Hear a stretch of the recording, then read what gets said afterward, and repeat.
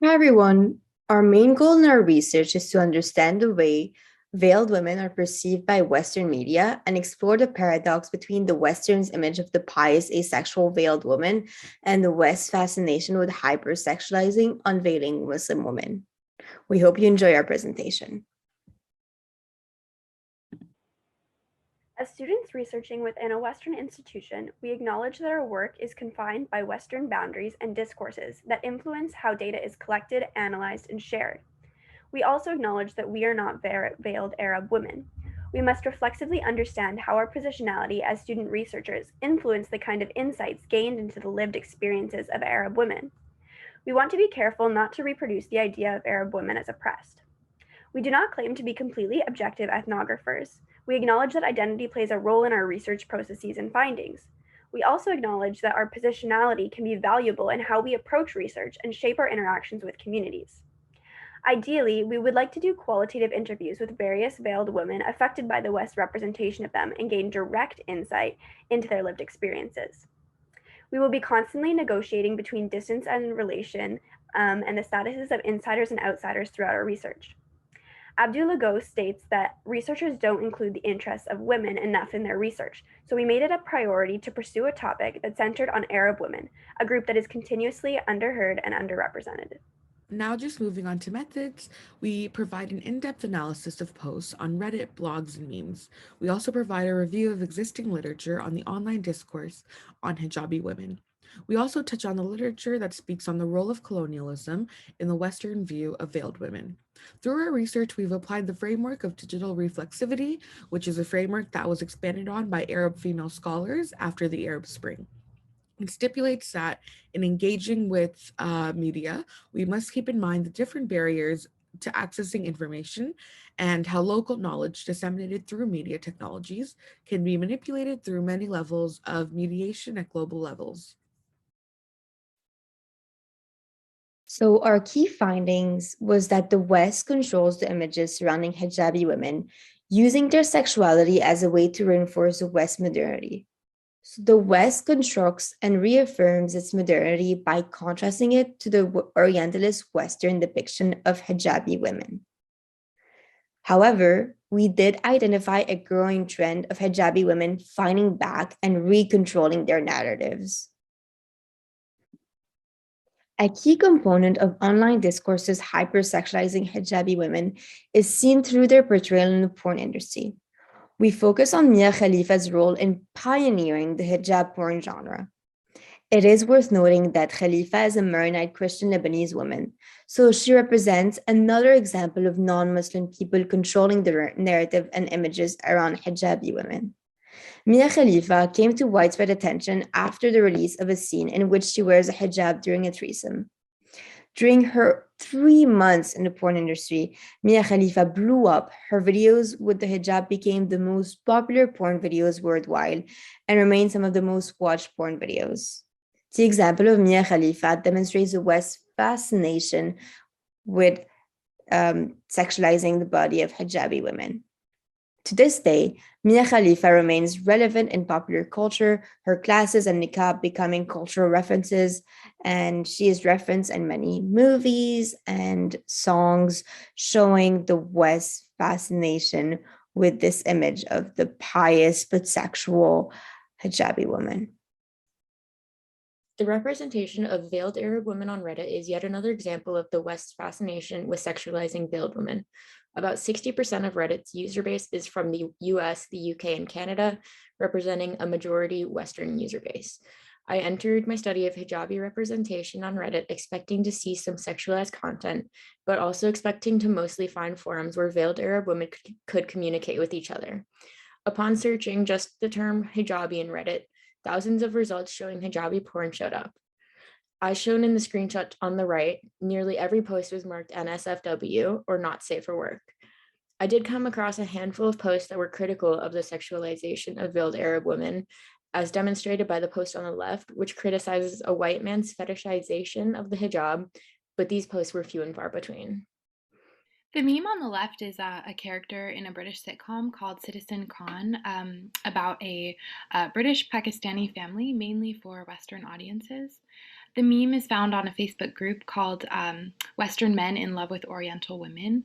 And on their About page, they claim to, quote, love Oriental women, but don't like their patriarchy oppressors. And these are clear examples of the sexualization of veiled women's bodies for the male gaze. Lady Gaga's song Aura, which was originally supposed to be released as Burqa, is another example of the Western fascination of unveiling Muslim women and femo-nationalization. Lady Gaga had explained that the song was supposed to use to liberate Muslim women, yet the lyrics clearly hypersexualize them. This song is yet another example of how the Western world uses feminist arguments to justify anti-Islamic sentiments.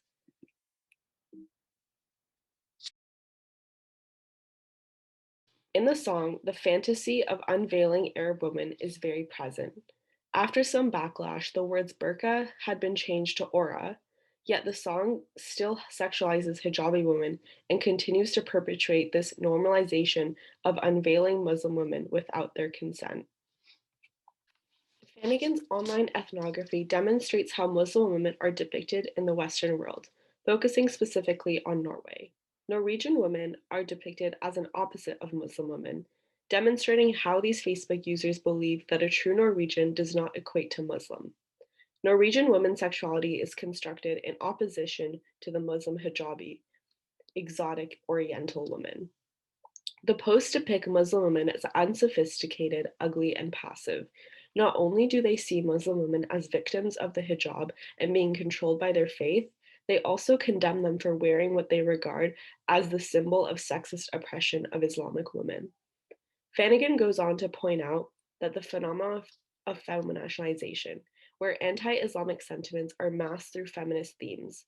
These Facebook users use the argument of wanting to rescue these Muslim women as a justification for their anti-Islamic sentiments. To understand why the West is obsessed with unveiling Arab women, we must look at the convergence of historical, political, and colonial forces. The veil as seen by the West symbolizes otherness, which stems from the history of colonialism and imperialism. The discourse used by the West in modern media is also shaped by colonial thought. An example of how Western representations of veiled women are tied to colonialism are the demonstrations that took place in Algeria in 1958, organized by Algerian elites and French colonial officers. These colonial projects sought to use the veil as markers of political loyalty to colonial France and markers of a modernized Algeria. Lazarus states that rounding up Algerians and bringing them to demonstrations of loyalty to France was not in itself an unusual act during the colonial era, but to unveil women at a well-choreographed ceremony added to the event a symbolic dimension that dramatized one of the constant features of the Algerian occupation by France, its obsession with women. Images and discourses about veiled women in the West stem from Orientalism, and these representations are directly related to processes of colonial domination in Arab countries. So, in addition to colonial regimes and global power dynamics, which furthered the distance between the West and the other, the veil further became entrenched into Western discourses on women's rights in the war on terrorism. After 9/11, the US was obsessed with uncovering Arab women's beliefs and culture. As Laila Abu-Lugo points out in an article titled, "Do Muslim Women Really Need Saving?" The question to pose is, what is the urge to uncover the beliefs and treatment of Arab women concealing, obscuring, or perhaps justifying? And what forms of colonial legacies emerge when we begin to question this desire for knowledge over the other? Why is the veil invoked as the symbol to uncovering knowledge over the other?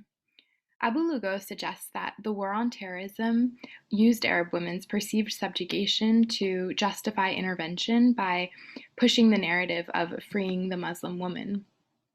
For example, a statement made by the US government in 2002 claims that the fight against terrorism is also a fight for the rights and dignity of women. This points to the fact that political intervention is justified through discourses on women's rights, which are measured through the veil. And yet, this view of the oppressed veiled woman and the desire for their freedom is historically and politically situated. So, We can clearly see a deep psychic and political investment in the visibility of Arab women's bodies, a visibility that would uncover cultural differences and the supposed threat of the other. This unveiling obsession is one which can clearly be traced from colonial histories of domination into the present, and borrowing from Professor Lisa Stevenson, indicates a kind of psychic life of colonialism in the present moment and the ways in which efforts to dominate persist in psychic thought, fantasies, and representations of the other. The West's obsession with saving any population that doesn't fit the Western conception of modernity is shown in the case of hijabi women. We relate this to Mitchell's rule of experts and how similar trends are exhibited in both cases, where the West seeks to otherize people who do not fit into their conceptualization of civility. The white savior discourse of wanting to develop and fix the problems of underdeveloped people, as Escobar touches on, is a recurrent theme that is seen here. The quote that you see on the screen comments on how Western perspectives often represent the veil and the act of covering one's body as a mark of oppression, and therefore unveiling marks a return to the natural or normal body. The assumption of covering as a form of traditionality and modesty equates removing the veil with liberation, more specifically with female empowerment and sexual agency. There are many contradictory representations of the veil, to the effect that no matter what a veiled woman does, she becomes a sexual subject. Wearing a veil makes someone simultaneously a prude, a tease, oppressed, liberated, traditional, anti-sexual, sexualized, all at the same time. While our research has shown many representations of Arab women as oppressed, we also found many social media sites forging spaces of activism in response to dominant Western representations. So we don't want to dismiss these activist efforts or reproduce the notion of the veiled woman in need of saving against efforts to unveil them. Online spaces are at once spaces that reproduce Western representations of Arab women, but are also tools of activism. So, for example, Arab women enact their own forms of agency in online spaces, as can be seen in these memes.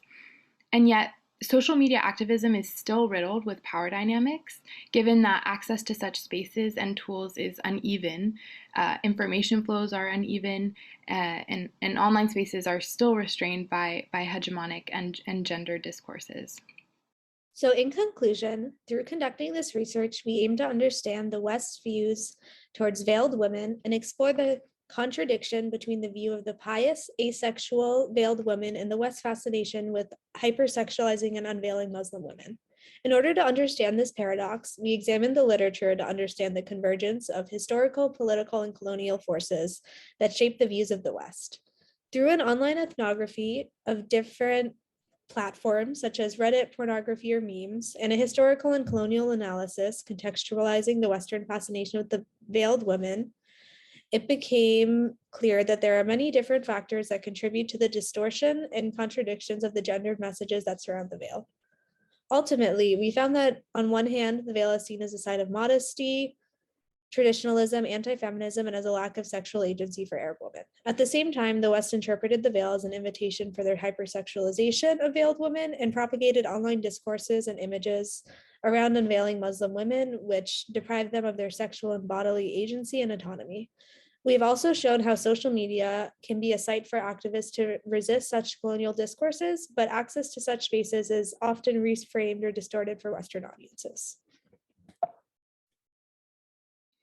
So, whether it be through the example of Mia Khalifa's use of the hijab for the Western gaze, Lady Gaga's song lyrics, Facebook groups and Reddit forums, or the example of Norwegian women constructing their sexuality in opposition to that of hijabi women, we see that the West controls the narratives of hijabi women for them to fit into their Orientalist frame, either depicting them as asexual to justify white saviorism, or romanticizing and sexualizing them, constructing their own sexuality in opposition with the supposed untamed sexuality of hijabi women.